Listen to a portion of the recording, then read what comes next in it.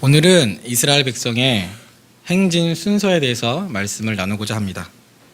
혹시 기억하십니까? 올해 1월 초에 이스라엘 백성의 진영 배치에 대해서 살펴본 적이 있습니다. 이스라엘 백성이 시내산을 떠나 본격적으로 약속의 땅, 가나안 땅을 향해 나아가게 되는데 그들이 광야에서 주로 하는 일이 정착과 이동이라고 말씀을 드렸습니다.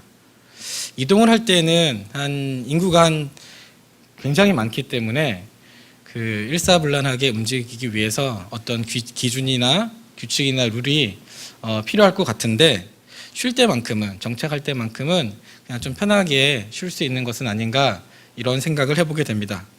물론 공간의 효율이라는 측면으로 살펴볼 때에는 정착할 때에도 일정한 기준이 있으면 좋을 것 같기도 합니다. 하나님께서는 이스라엘 백성이 이동할 때뿐만 아니라 정착할 때에도 어떤 기준을 주셨는데 그 기준이 굉장히 흥미롭습니다. 혹시 이 그림 생각나십니까? PPT를 띄워주시겠습니까? 네, 이거 기억나시죠? 네, 한가운데 성막이 있고 이스라엘이 12지파인데 세 지파씩 동서남북으로 위치해 있다. 이것은 저희가 살펴봤던 거죠. 이 진영 배치가 굉장히 흥미로운 것은 한가운데 무엇이 있다 말씀드렸습니까? 성막이 있습니다. 성막은 다른 말로 어떻게 정리를 할 수 있죠? 하나님께서 그 백성과 함께 하신다. 다시 말해 하나님을 상징하는 거죠. 그러니까 하나님께서 지금 이스라엘 백성 진영 한가운데 위치해 계시는 것입니다. 이것이 우리에게 주는 메시지는 하나님 나라 백성은, 하나님의 자녀들은 누구를 중심으로, 누구를 위해 무엇을 행하며 살아가야 하는지를 보여준다라는 거죠. 다시 말해 하나님 나라 백성은 하나님을 중심으로, 하나님을 위해, 그분의 나라를 위해서 살아가는 존재다. 이것을 이 진영 배치가 보여주는 것입니다. 그러니까 모든 판단의 기준이 하나님인 거죠. 관계를 맺는 것도, 생업을 하는 것도, 결혼을 하는 것도, 우리가 행하는 모든 활동들의 기준은 다 하나님 중심이 되어야 한다라는 것을 진영 배치가 보여주는 것입니다. 그런데 재미있는 것은 하나님께서는 이러한 사실을 진영 배치로만 말씀하지 않으셨습니다. 오늘 우리가 살펴보았던 행진 순서를 통해서도 재차 확인시켜 주셨습니다. 이스라엘 백성이 광야를 행진하게 되는데 하나님께서는 그 행진도 일정한 기준, 규칙, 룰을 주셨습니다. 우리 한번 같이 말씀을 다시 한번 읽어봤으면 좋겠습니다. 13절 한번 같이 읽어볼까요? 13절입니다. 10장 13절입니다. 준비 시작. 이와 같이 그들이 여호와께서 모세에게 명령하신 것을 따라 행진하기를 시작하였는데, 지금 13절에 하나님께서 모세에게 명령을 하신 거죠. 이런 기준을 따라 행진해라. 그 행진을 하는데 그 지파 선두, 맨 처음에 출발하는 지파가 어느 지파다? 14절에 보니까 뭐라 되어 있습니까? 선두로 유다 자손, 유다 지파가 선두죠. 그 다음은 어느 지파가 쫓아가고 있습니까? 15절에 보니까 이사갈, 그 다음은 16절에 스불론, 그 다음은 17절에 게르손과 무라리. 이게 낯설죠. 이 게르손과 무라리는 레위의 세 아들의 이름입니다. 게르손, 무라리, 고핫. 그러니까 레위 지파에 세 계열이 있는데 게르손 계열이 있고 무라리 계열이 있고 고핫 계열이 있습니다. 이 레위는 하나님께서 특별히 성막을 봉사하라고, 성전 봉사를 위해서 구별돼서 불렀죠. 그러니까 이들은 이제 이동을 할 때 성막도 같이 이동하게 됩니다. 근데 광야에서 하는 일이 주로 이동과 정착이니까 하나님께서 그 필요에 따라 성막을 조립과 분해가 용이한 어떤 이동식 텐트용으로 성막을 주셨습니다.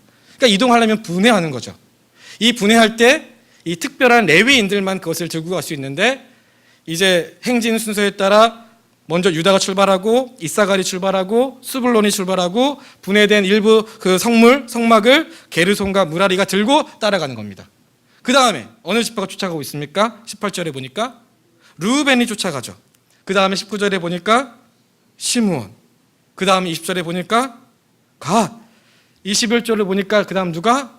고핫. 이제 나머지 성물을 들고 가는 거죠. 레위인이. 22절에 보니까 그 다음에 에브라임, 그 다음 쫓아가는 지파가 23절에 므낫세, 그 다음 24절에 베냐민, 그 다음에 25절에 단, 그 다음에 26절에 아셀, 그 다음 27절에 납달리 자손이 그 뒤를 쫓아 행진하게 됩니다. 이렇게 가는 겁니다. 이렇게. 그냥 읽으신 거 그대로고요.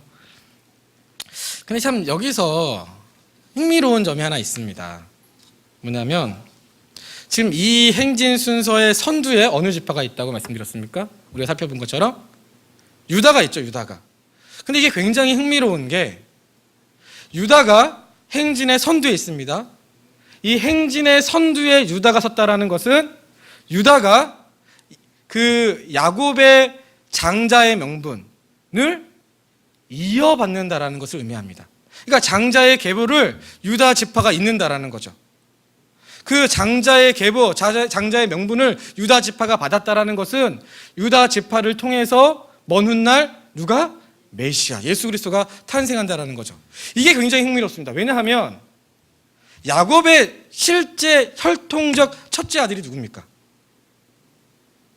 네, 루벤이 장자죠. 혈통적으로는. 유다는 몇 번째 아들입니까? 야곱의 네 번째 아들이죠. 네 번째 아들.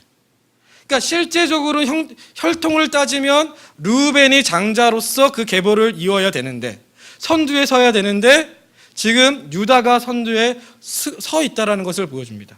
이것은 하나님의 나라는 혈통의 나라가 아니라, 혈통적 공동체가 아니라 바로 언약의 공동체, 약속의 공동체라는 것을 보여줍니다. 우리 말씀을 한 군데 찾아봤으면 좋겠습니다. 창세기 49장 10절. 창세기 49장 10절을 한번 찾아봤으면 좋겠습니다. 이 창세기 49장은 야곱이 자신의 12아들을 축복하는 장면입니다. 그러니까 르우벤도 축복하고 레위도 축복하고 유다도 축복하고, 그러니까 단순히 축복하는 것을 넘어서서 그들의 장래 미래까지 어떤 예언하는 그 일종의 그런 축복, 예언을 담은 축복이라고 생각하시면 됩니다. 이 창세기 49장 10절은 유다를 향한 그 야곱의 축복인데 어떤 내용이 있는지 한번 살펴봤으면 좋겠습니다. 같이 읽도록 하겠습니다. 준비 시작. 여기 보니까 유다를 축복할 때 규가 뭡니까? 그 왕의 지팡이, 쥐희봉을 다시 말해 왕권을 상징하는 겁니다. 지금 왕의 지팡이가 유다를 떠나지 않는다라는 거죠. 통치자의 지팡이가 그 발 사이에서 떠나지 아니하기를 실로가 오기까지. 실로는 평안, 안식, 다시 말해 메시아를 상징하는 겁니다. 그러니까 그 왕권이 예수님이 올 때까지 떠나지 않는다라는 것을 야곱이 그의 아들 유다에게 지금 축복하고 있는 거죠. 그러니까 다시 말해 하나님께서는 유다 지파를 통해서 메시아 그리스도가 올 것을 예언하고 있습니다. 그러니까 이 하나님의 약속에 따라 유다가 장자로 선택되어지고 그 약속에 따라 행진 순서에서 유다가 선두로 선택되어진 거고, 오늘 우리가 살펴보지는 않았지만 민수기 1장은 이 민수기가 백성의 수를 헤아리는 건데 인구조사죠. 민수기 1장을 보면은 그 12지파의 수를 헤아립니다. 그때 가장 많은 인구가 어느 지파냐? 바로 유다 지파입니다. 유다 지파. 그러니까 하나님께서는 계속 보여주시는 거예요. 유다가 그 장자의 계보를 잇는다. 인구의 많음을 통해서, 이 행진 순서의 첫 번째 선두를 통해서. 그러니까 이것은 무엇이냐? 하나님의 나라는 어떤 혈통에 의한 나라가 아니라 그 하나님의 말씀, 창세기 49장 10절의 그 말씀, 그 언약에 따라 이루어지는 약속의 공동체라는 것을 보여주는 거죠. 혈통의 공동체가 아니라 언약, 약속. 그것이 바로 하나님의 나라다라는 것을 상징적으로 지금 표현하고 있는 것입니다. 이것이 우리에게 시사하는 바가 상당히 큽니다. 우리가 구원받았다라는 그 근거가 무엇입니까? 이 구원파라는 이단을 잘 아시죠? 작년 한 해 사회적으로 떠들썩했으니까. 이 구원파라는 이단, 이 구원파에 아주 잘못된 신학들이 참 많은데 그 중에 대표적인 것이 바로 구원관입니다. 구원관. 이 구원파들은 자신이 구원받은 날짜를 알고 있어야 한다고 합니다. 그래서 사람들에게 묻죠. 아무의 집사님, 뭐 교회 다닌다고 한다면은 구원 받으셨습니까? 그럼 우리는 대답을 하죠. 네, 구원 받았습니다. 그럼 재차 묻죠. 몇 월, 몇 시, 몇 분에 구원 받으셨습니까? 그럼 대답을 할 수 있을까요? 사실 저도 모르겠습니다. 저도 몇 월 며칠 날 구원 받았는지. 대답을 못하죠. 그러면 뭐라고 이야기합니까? 구원 받은 게 아닙니다. 구원 아직 못 받았습니다. 그러면서 이제 저랑 같이 공부하시죠. 어떤 사람들은 늘 그런 불안감 속에 살아갑니다. 내가 과연 구원을 받았나? 샘터에서 그런 얘기를 한 적이 있었는데, 이렇게 누군가 교회에서 뭐 사역자나 교회 리더 그룹들이 이렇게 물어볼 때, 집사님, 아무개 집사님, 우리 배 집사님, 구원 받으셨습니까? 그러면 이제 뭐라고 대답합니까? 네, 구원 받았습니다. 근데 마치 예수님께서 제자 베드로에게 물었던 것처럼, 집사님, 가슴에 손을 얹고 다시 한번 생각해 보십시오. 정말 구원 받으셨습니까? 그러면 이제 믿음이 좋으면 네, 그렇습니다 대답하지만은 내면적 갈등이 일어나기 시작하는 거죠. 이건 무슨 의도지? 내가 구원 받았나? 일주일 동안 살아왔던 내 모습을 보니까 받은 것 같기도 하고 안 받은 것 같기도 하고. 그러나 또 자신 있게 이야기합니다. 네, 구원 받았습니다.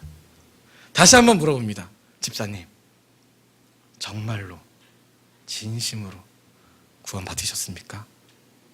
그러면 이제 혼란이 오는 거죠. 구원 받은 것 같기도 하고 안 받은 것 같기도 하고, 믿음이 굉장히 좋을 때는 구원 받은 것 같고, 어쨌든 믿음이 침체될 때는 구원을 안 받은 것 같기도 하고. 우리가 구원을 받았는지 안 받았는지의 근거가 무엇입니까? 우리의 감정일까요? 아니요. 바로 하나님의 말씀이죠. 하나님의 약속이죠. 하나님의 신실함에 있는 거죠. 요한복음 3장 16절, 하나님이 세상을 이처럼 사랑하사 독생자를 주셨으니 그를 믿는 자는 멸망하지 않고 영생을 얻게 하려 하심이라. 하나님께서 분명히 말씀하지 않으셨습니까? 하나님께서 세상을 사랑하셔서 예수 그리스도를 보내셨다. 그 예수 그리스도를 믿는 자는 멸망하지 않고 영생을 얻는다고 분명하게 말씀하셨죠. 우리가 구원을 받았는지 받지 않았는지의 그 근거는 그 하나님의 말씀, 그 하나님의 언약, 그 하나님의 신실함에 있는 거죠. 우리의 감정에 있는 것이 아닙니다. 내가 구원을 받았는지 안 받았는지 그런 감정이 아니라, 내가 몇 월 며칠 날 구원을 받았는지 그 지식에 있는 것이 아니라, 그 기준이 내게 있는 것이 아니라, 우리의 구원받은 그 판단의 모든 근거는 하나님께 있는 거죠. 그 하나님의 말씀, 그 하나님의 언약, 그 신실하심. 하나님의 나라는 어떤 공동체라고요?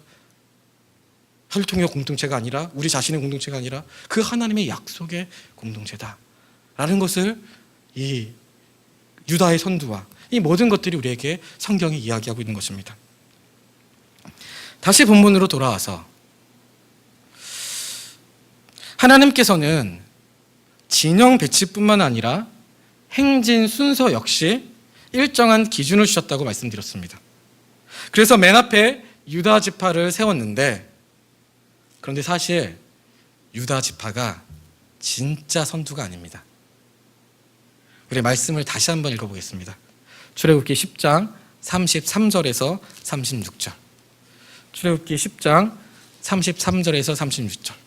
같이 한번 읽도록 하겠습니다. 준비, 시작. 그들이 여호와의 산에서 떠나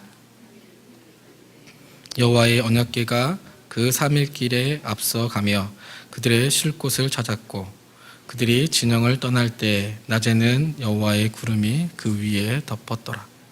궤가 떠날 때에는 모세가 말하되, 여호와여 일어나사 주의 대적들을 흩으시고 주를 미워하는 자가 주 앞에서 도망하게 하소서 하였고, 궤가 쉴 때에는 말하되, 여호와여 이스라엘 종족들에게로 돌아오소서 하였더라. 행진 맨 앞에 지금 무엇이 위치해 있는 것입니까? 궤. 이 궤는 무슨 궤죠? 하나님의 언약궤.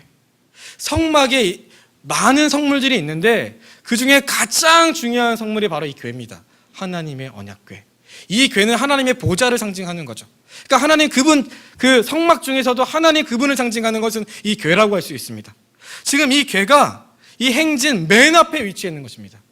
유다 지파, 앞에 이 언약궤가 위치해 있는 거죠. 언약궤가. 걔가 떠나고 걔가 쉴 때 이스라엘 백성은 행진하기도 하고 멈춰서기도 하는 것입니다. 이 그림이 보여주는 것은 무엇입니까?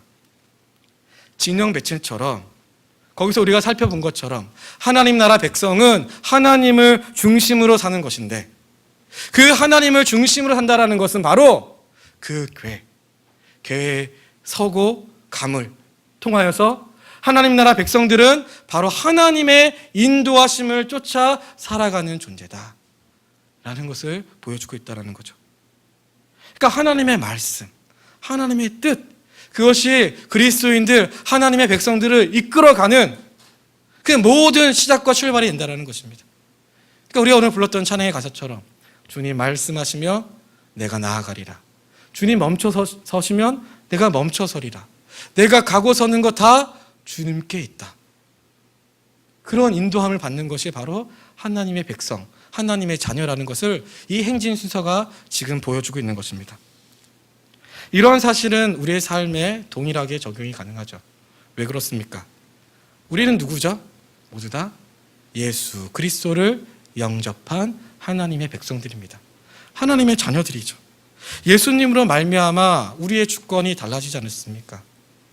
이제는 나를 위해 사는 것이 아니라 주님을 위해서, 하나님을 위해서, 나 중심적인 삶이 아니라 하나님 중심적인 삶을 위해서, 우리의 모든 판단 기준은 내가 아니라 하나님 그분께 있다는 것을 고백하며 우리의 신분과 주권이 달라진 삶을 사는 존재들이 우리가 아닙니까? 우리가 사는 목적은 돈이 아닙니다. 재물이 아니죠. 승진이 아니죠. 권력이 아니죠. 명예가 아닌 거죠. 노후 준비가 아닌 거죠. 우리가 사는 목적은 바로 하나님 그분이죠. 수능이 끝나면 늘 반복적으로 나오는 기사 하나가 있습니다. 무슨 기사입니까? 바로 자살이죠, 자살. 작년에도 수능이 끝나고 기사가 났는데 그건 뭐 자살은 아니었고 자살 예고였습니다. 자살 예고. 한 학생이 자살을 예고했습니다. 그게 기사화 됐는데 보신 분도 있으실 거고요. 그 사연은 시험 감독관이 좀 방해를 했다고 합니다. 시험 보는데. 근데 사실 지난번에 교사 세미나에서도 현직 교사 선생님이 오셔서 말씀하셨지만 그 수능에서 감독관이 방해한다라는 것은 거의 불가능하다고 합니다.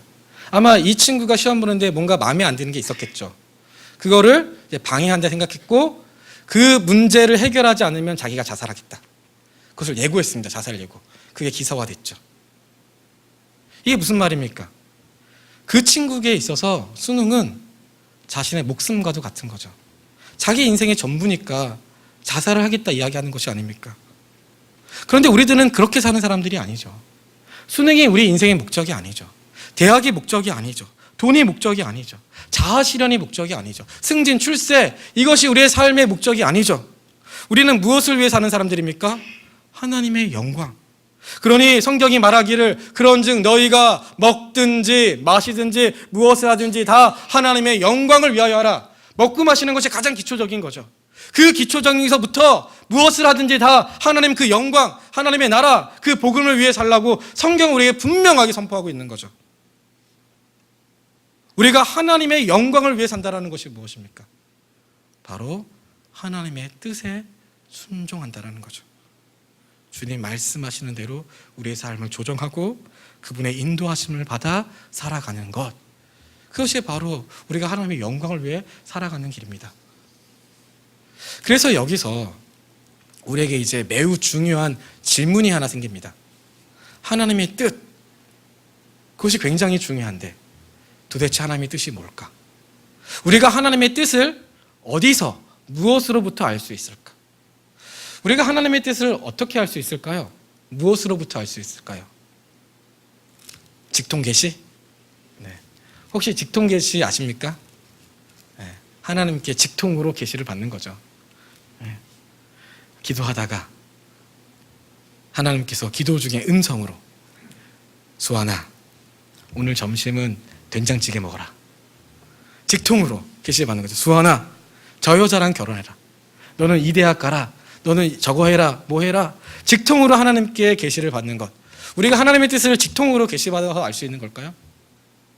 혹시 홍아무개 전도사님 얘기 들어보셨습니까? 제가 실명, 기사는 이미 실명 나왔는데 홍 전도사님이라고 여자분이십니다.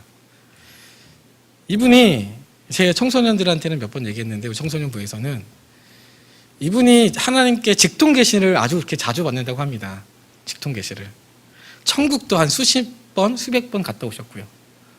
여담인데, 얼마 전에 기사 하나가 났었죠. 2010년도 7월쯤에 미국에 책이 한 권 출간됐는데, 이게 아마존 종교 서적 1위 베스트셀러가 된 책이 있습니다. 그 책이 우리나라 말로 번역이 됐고, 우리나라에서도 수많은 사람, 신자들이 많이 읽었죠. 그 책 제목이 뭐냐? 천국에서 돌아온 소년. 혹시 읽어본 분 계신가요? 그 소년이 천국 갔다 왔다는 거예요. 천국에 갔다. 그 알렉스 말라키라는 사람인데, 근데 얼마 전에 그 친구가 직접 얘기했습니다. 기사를 봤는데 나는 천국에 다녀오지 않았다. 그것은 거짓말이었다. 그 인터뷰의 내용이 이렇습니다. 자기가 본인이 이런 이야기를 했습니다. 그 기사를 보니까 나는 죽지도 않았고 천국에도 가지 않았다. 천국에 가봤다고 말하면 사람들이 관심을 가져줄 것이라고 생각했다. 당시 나는 성경을 단 한 번도 읽지 않은 상태였다. 이 거짓말로 사람들이 이익을 보고 있고 지금도 그렇다. 자기가 이렇게 솔직하게 얘기했어요. 회개한 거죠. 굉장히 용기 있는 어떤 회개였던 거죠. 그 많은 사람들이 천국을 갔다 왔다고 이야기하죠. 사실 이거 문제 많습니다. 이 홍 전도사님도 본인이 천국을 정말 수십 번, 수백 번 다녀왔다 이야기하고 하나님께 직통으로 계시를 받는다고 이야기합니다.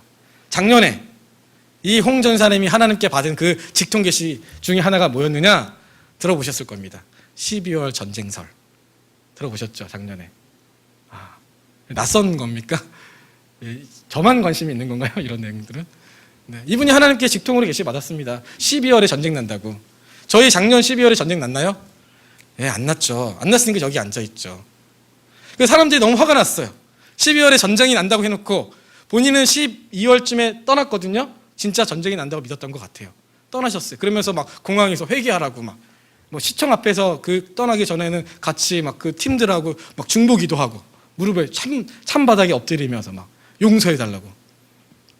근데 전쟁 안 났잖아요. 사람들이 화가 나서 SNS나 메일을 보냈습니다. 그 홍 전도사님께서 하시는 말씀. 한반도에 전쟁이 났다. 그런데 종북 세력이 이 언론을 장악해서 보도가 되지 않았을 뿐이다. 제가 그 기사를 보는데 이분의 상상력은 정말 어디까지인지.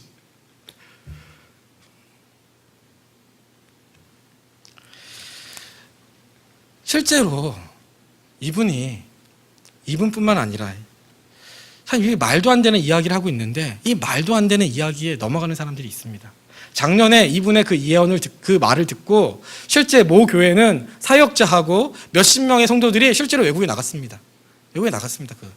제가 아는 지인도 저한테 전화를 해가지고 12월에 전쟁이 난다고 자기도 하나님께 직통으로 계시를 받았다고. 제가 그분한테 뭐라고 했을까요? 제가 지인이 아니었으면 정말 뭐라고 했을 텐데 그냥 제가 한마디 했습니다. 전쟁 안 납니다. 왜 이런 일이 발생하는 거죠? 사람들이 직통 계시 받았다고 막 저 사람한테 막 기도받으러 다니고 하나님께 들었다고 이게 하나님의 뜻이라고 막 이야기하는데 사람들이 거기에 미혹당하는 거죠. 왜 그렇습니까? 하나님의 뜻이 하나님의 하나님께 우리에게 하시는 그 놀라운 계획들이 어디에서부터 우리가 알 수 있는지를 모르기 때문에 이미 하나님께서는 우리에게 완성된 그 하나님의 계시를 주셨죠. 그 계시가 무엇입니까? 바로 성경 말씀. 이 성경 말씀이면 충분하다는 거죠. 우리가 학습 세례 문답을 받지 않습니까? 세례 받기 위해서. 그때도 이미 우리 성도님께서 공부하셨죠. 이 성경이란 무엇이냐? 바로 하나님께서 우리에게 구원에 관한 지식을 주실 뿐만 아니라 구원받은 백성들이 어떻게 살아가야 되는지를 그 뜻을 담고 있는 책이 이 성경책이다 라고 우리가 모두가 공부하지 않았습니까? 그렇게 공부했음에도 불구하고 여전히 직통계시 이야기하고 환상을 봤다 그런 얘기에 미혹당해가지고 막 불안해하고 같이 외국을 가야 되는 것은 아닌가. 이미 하나님의 뜻은 이 성경만으로 충분하다는 거죠. 그런데 문제는 무엇입니까? 이 성경만으로 우리가 하나님의 뜻을 알기에 충분한데, 이 하나님의 뜻을 알고 싶으면 직통계시 하나님 환상을 보여주십시오, 기도 가운데 음성을 들려주십시오 라고 기도하는 것이 아니라 이 말씀을 읽고 더 깊이 묵상하면서 천착해야 되는 건데, 문제는 뭐죠?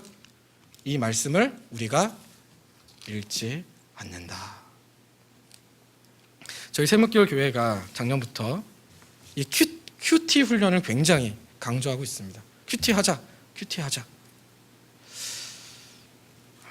권장도 하고, 심지어 목사님은 주일날 강단에서 큐티 본문으로 설교를 하시고, 샘터 모임도 계속 큐티를 가지고 강조하죠.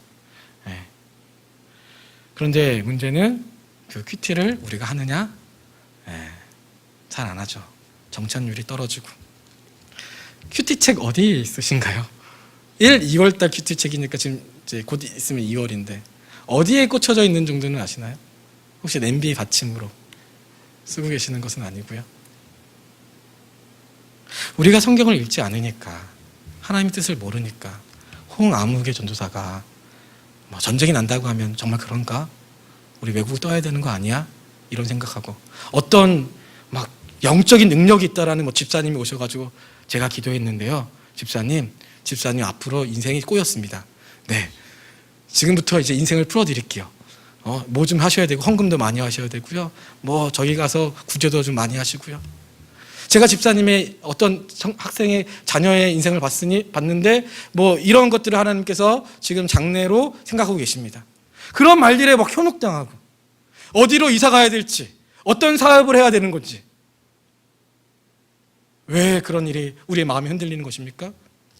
하나님의 말씀을 모르니까, 하나님의 뜻을 모르니까. 하나님의 뜻을 알고 싶으면 충분한 이 성경의 말씀을 읽으셔야죠.